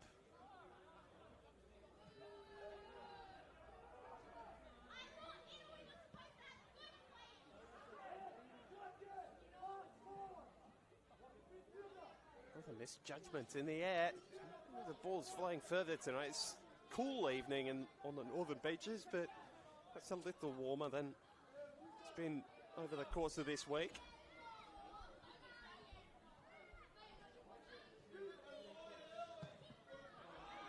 Armson getting amongst things, leading the press, and a clean challenge from John, right on the money. Here is for de Robillard. Mentions the attacking players of Manly United awfully often in this second half, but can they provide that bit of quality when their team need them to? Hulme, his first touch since coming on. Running at Daniel. Delivery only found Mlinaric. Clearance only as far as Burgess. And then Mlinaric recovering his... Well, it was only a half error really, wasn't it? But didn't want to turn into something more dangerous. Hillier, clever, shielding the ball beautifully. Oh no. Hasn't had his finest night in terms of distribution, Kikeru Ono. It's a couple of turnovers to the left fullback. That was an untimely one. Daniel. Here is not keen to let Yona turn, and his press draws applause from the Manly United supporters in the Lucas Neal stands. Yesic's flick on. Over the top of Armson. Hillier half away. Here is with something more agricultural and, has to be said, more effective.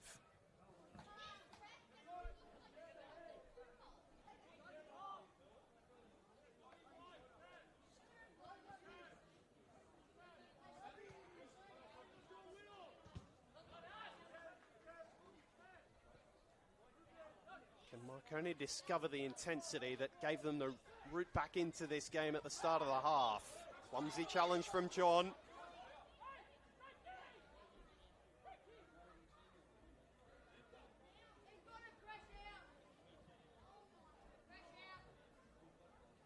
Bodies allowed to populate the area before they take this.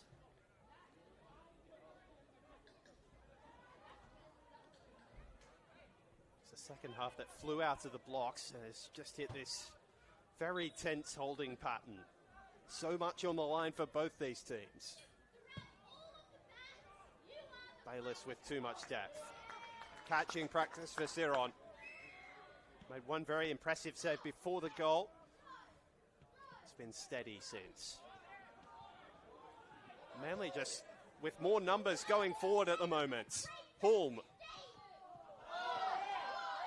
Burgess taken by Sunday Yona, and John happy to run with the football, and now referee Mackie stops play for the initial challenge. To Marconi's frustration, to Manly's delight. It's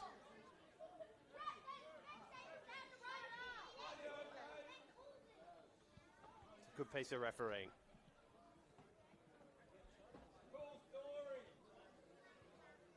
Marconi just got to make sure they don't chat themselves into more trouble here, because this is taking time off the clock, which is precious to them.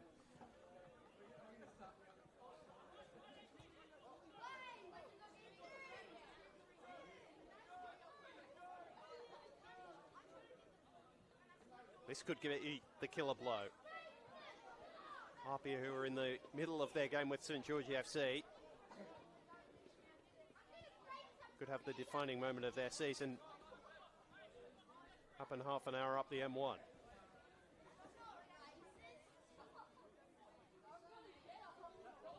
A couple of subs being ready by Vlado Knežević.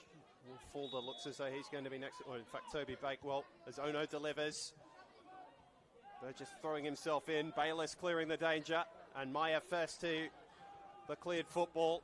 He's just looking to put something into an area for Yona and Sekenis. Piri's happy to put his foot through it again. And this time it's Hulme who came from an offside position. So Marconi just want to get the ball back in play as quickly as possible. Manly wanted to make a sub, so they're frustrated by all that. Bernie.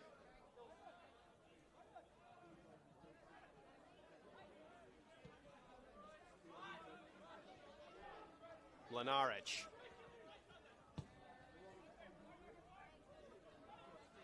Premiership hopes on the line for Marconi as another ball goes forwards. Bayliss into a game ahead tennis. Brought down by Armson very cleverly.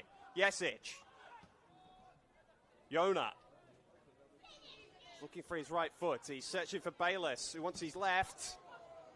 John unerring in the challenge. He's been so brave in there.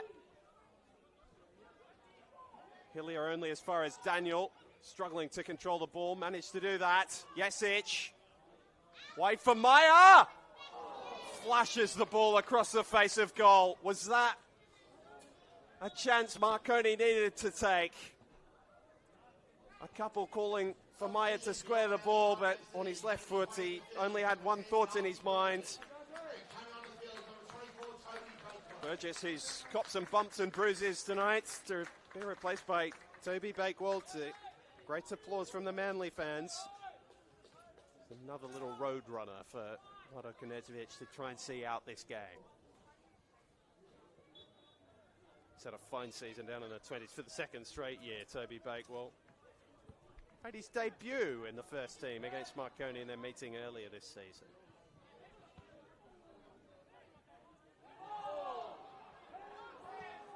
Maya, and calls for a handball, ignored the fact that the ball was above his shirt line, and so the correct decision made.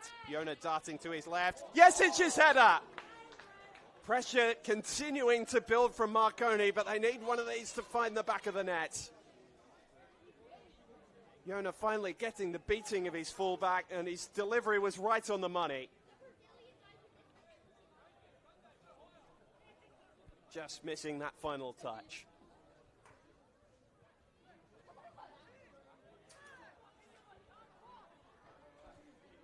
Jesic, who had a pretty low output in his goal return, has bounced right back this year. It's just one shy of double digits. Again in 2026. Manly now falling into a bit of a trap where they're struggling to get out of their own half with the ball under control. They've done that now. Bakewell and Hulme, the two substitutes combining. Delivery was promising and testing enough that Windust had to turn the ball behind. Not sure he knew it was Kai Evans behind him, but if he had, that would have made the decision even more certain for him.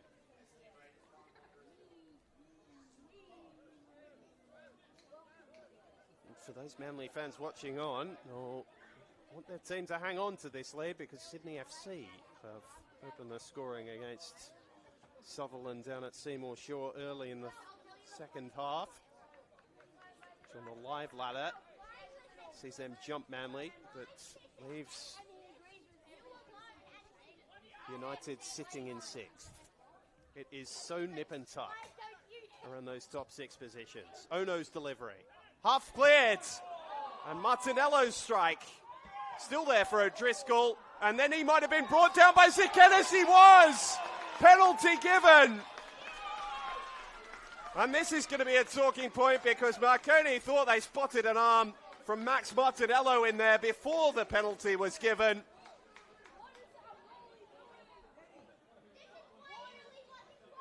Is that the moment that is going to end Marconi's premiership push? Or can Joel Wade save the day? Or are the referees going to combine their two sets of eyes and identify a potential handball here? No, the penalty looks as though it's been confirmed. After that short discussion, Manly United are going to have a chance to take back their 2-goal buffer.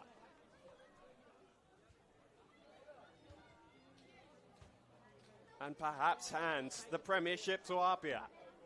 It won't be mathematically confirmed this weekend, but it would be all but over.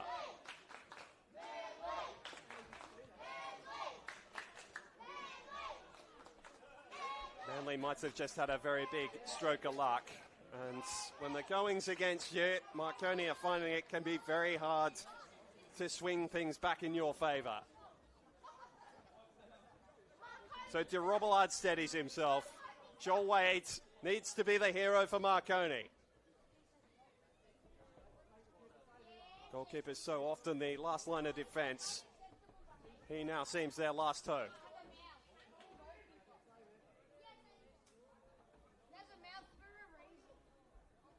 A hush descends over Cromer Park.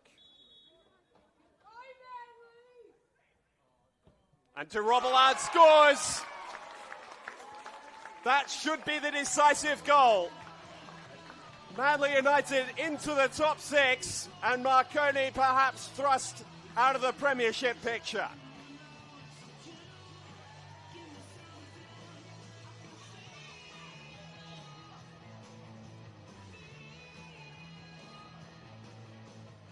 The goals in the first half, their own responsibility. The third, you feel their luck has just run out. And Manly have been good enough to pounce upon both circumstances before and after the break. Two more changes coming for Manly United. And the last roll of the dice for Peter Sekenis. But it looks as though there's going to be a finals focus. Kai Evans' night is over. What a memorable one it's going to be for him.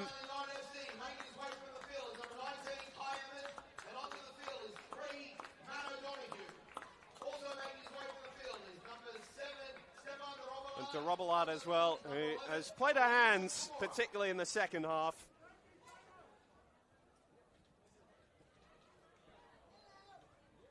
Changes for Marconi as well. Daniel Osse is going to get an opportunity and some final minutes in a moment that will be memorable from a personal perspective. I'm sure he would have loved it to be in more positive circumstances. Maya and Sekenis, those replaced.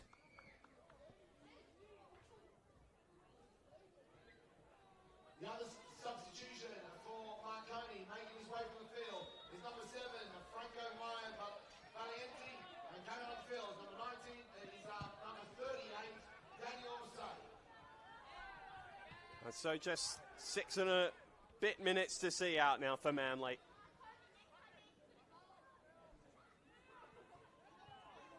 El Helu, the ball bouncing around the edge of the area.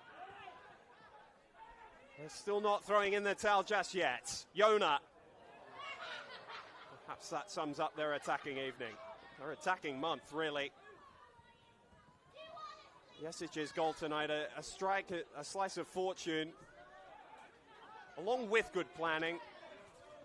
But in open play, Marconi again have proven rather toothless.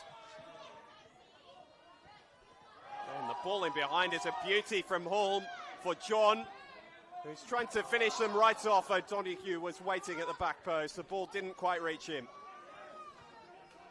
Mlinaric tries by any means necessary to get the ball forward. Yona hacked over by Pires.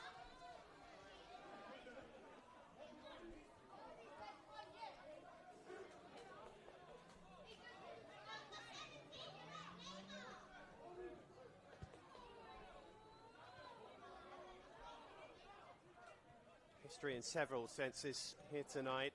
What has been a historic week in terms of Peter Sekenis and Peter Papothis announcing that they'll be departing Marconi after a decade at the helm, near on that.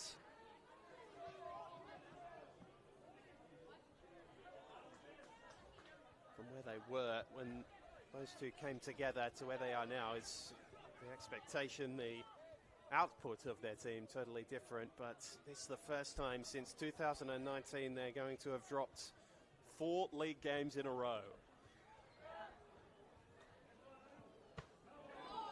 Had anyone told you they'd go to do that 4 weeks ago, you would have been looked at least with eyebrows raised.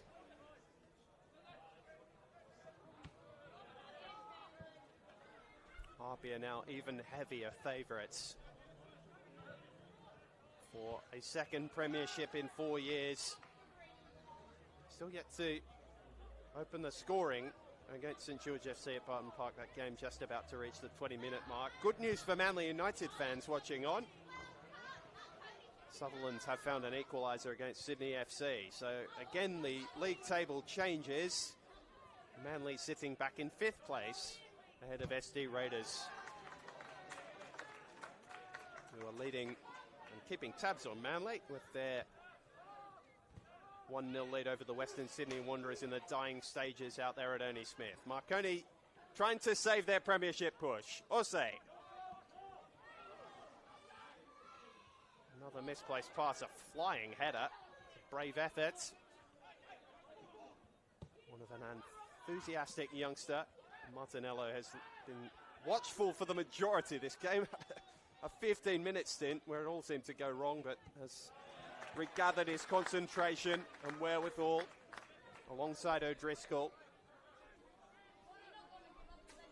And in a game where both teams have been below their best for certain stages, it's been Manly who've been able to rectify that more quickly and consistently when they have had those little drops in intensity.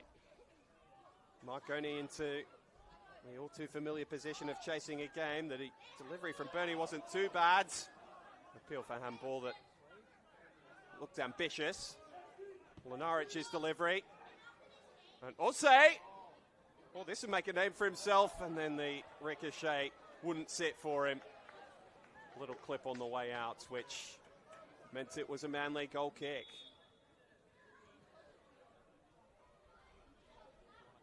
Martinello will go down just to give his team a little bit more time to recover.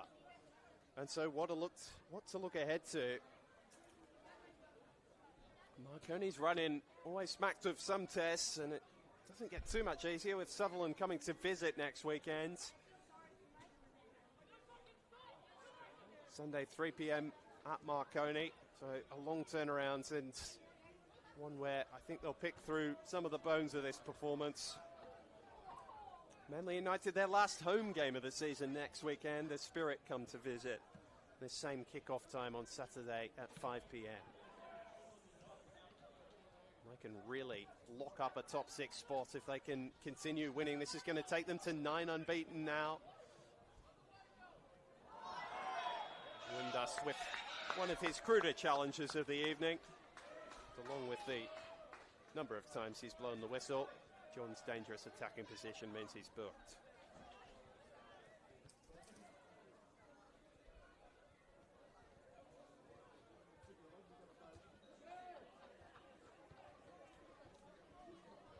For Marconi, their focus will now turn to holding off Sydney United for second position. As though they're going to fall behind them as well on the table unless they're not able to take all 3 points from Wollongong Wolves tomorrow. It's the lone Sunday kickoff to be played down at Macedonia Park in the Illawarra. Kickoff at 3 p.m. You'll be able to find that one where you found this one on the Football New South Wales YouTube channel. O'Donoghue with a smart win. He's only got 1 goal this season, Matt O'Donoghue. He'd love a second. Perhaps just overplaying a little. Bayless trying to relieve Yona, and Pires giving the fans something to take home. As they duck for cover. We tick towards stoppage time.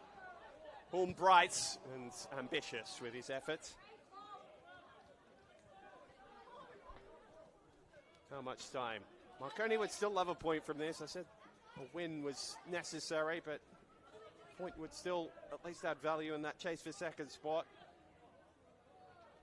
Looks as though they're out of legs a little. See if the time puts up here buoys them whatsoever. 5 minutes. Funnier things have happened than 2 goals in 5 minutes. Daniel Lots of dark blue shirts to get through. Armson and Jesic with clever touches. Osei!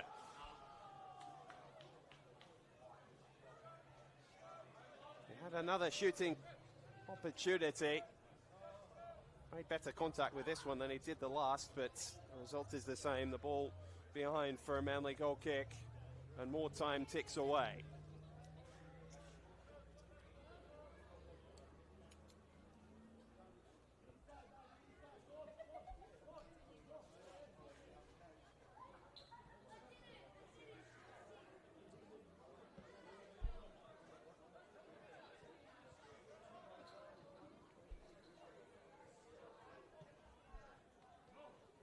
Kimura just having a check over with the assistants before really continuing his run. He was offside. There's a lot of smiles and chuckles on Manly United faces. This is something their club haven't had at this ground against this opposition for 7 years.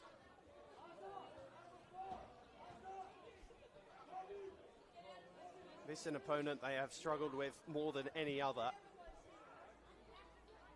And a bit of a hoodoo to be broken here tonight. Pires and O'Driscoll both throwing themselves at the ball. Windus returning serve. Again, Pires is up. Ball forced to Malaric. And it still might fall for Osei or El Helu. Eventually, Manly scrap the ball clear and Kimura can stretch his legs. Bernie's got more pace in that foot race. And he did enough, and the free kick's gone Manly's way.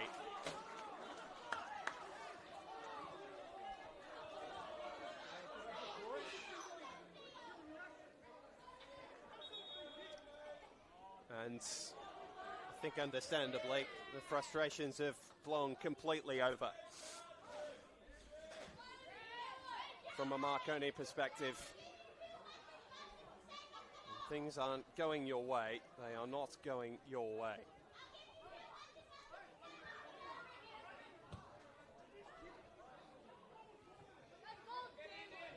And so Kimura, who was the antagonist from a Marconi perspective in that little trice, again has won his team a throw.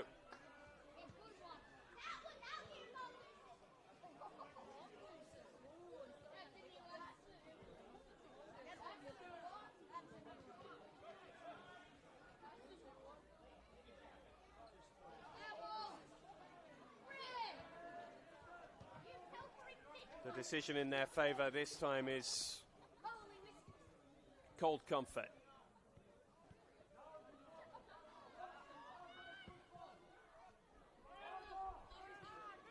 Vlado Knezovic still barking instructions from the edge of his technical area. And Kimura, whose legs are fresh.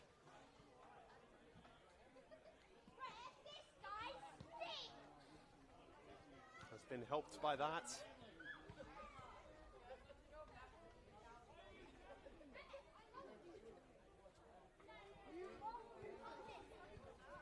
Kimura happy to hold the ball in the corner. Marconi looking a little resigned to their fate.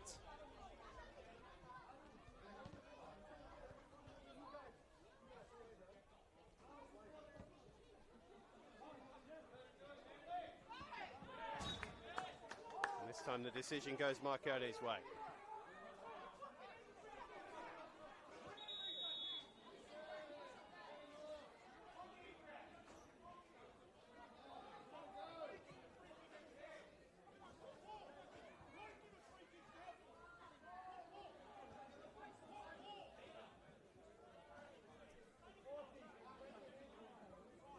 One last roll of the dice.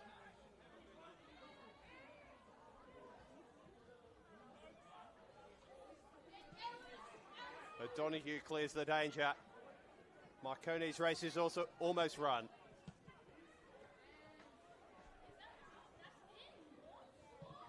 O'Donoghue by any means necessary, happy to have the ball up the other end. One more look at the watch and that should be it. And there it is. Apia are almost there. Manly United into the top six. Marconi dropped 4 straight for the first time since 2019. At an inopportune time. the championship on two fronts, both in New South Wales and nationally. Their focus now as Manly claim another big scalp in their road for the top six. But goals from Kai Evans and Ben Coop in the first half, from Stefan Dorobolad's penalty in the second after Marko Jesic had given Marconi some sort of light back into the game. But they fall short for the fourth week in a row. And so Apia will be able to confirm their premiership, their second in 4 years, with a win tonight and an additional victory over the final 3 weeks of the season. Marconi's focus turns to Sutherland at home next weekend. Manly to Spirit here. Same time, same place next week. That's it for us on the Football New South Wales YouTube channel. I've been Alex Molchanoff signing off from Cromer Park. The final score, Manly United 3, Marconi Stallions 1.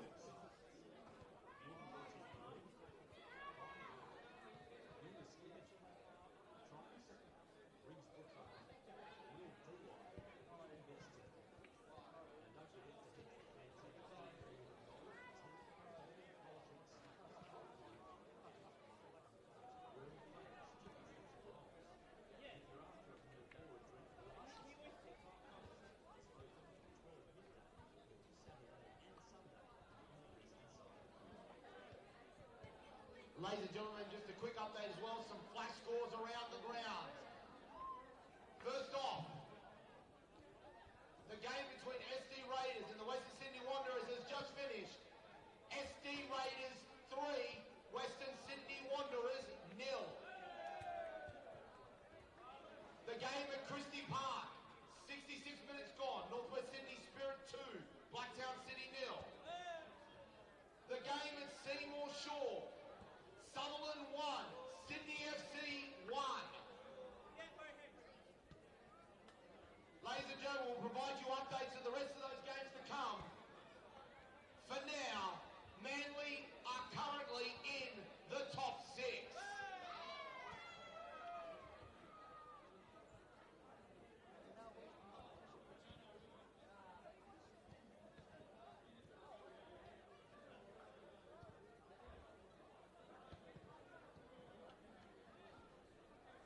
Ladies and gentlemen, at this stage we're still waiting for lineups to be confirmed for your Manly United FC and the Marconi Stallions.